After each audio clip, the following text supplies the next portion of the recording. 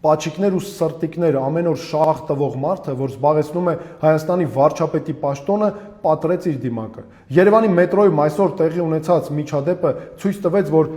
սա է նրա իրական դեմքը։ Մինչև ատամները պաշտպանված լինելով ախրանիկներով, իր դիմակիցների ներկայությամբ Երևանի մեջ գոռում է հայ կնոջ վրա, գոռում է հայ մոր վրա նրա երեխայի ներկայությամբ, փորձում է նվաստացնել հայ կնոջը, նվաստացնել հայ մորը ու նրա երեխային, հետո էլ ասում են տղամարդկություն, այսինքն ուր է այստեղ տղամարդկություն, որ գնում է Ալիևի մոտ, ժպտում է, սուրճ է առաջարկում, սուրճ է հյուրասիրում, կուրկուրի ձակ է դառնում, Ալիևի տասովշիկն է դառնում, շատ լավ պատվով էլ կատարում է այդ դերը, հետո հետ է գալիս երկիր, ներսում առյուծ է կտրում։ Փոխանակ պայքարի Ալիևի տարածած ատելության դեմ ավելի մեծ ջանքով է տարածում այդ ատելությունը։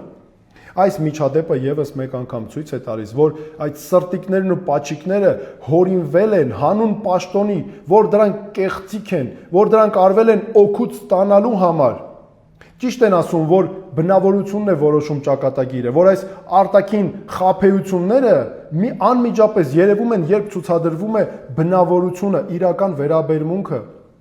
Ես դրա համար եմ ասում, որ մեզ պետք է միավորում։ Ես որպես երկրի ղեկավար թույլ չեմ տալու երբեք, որ նման մարդիկ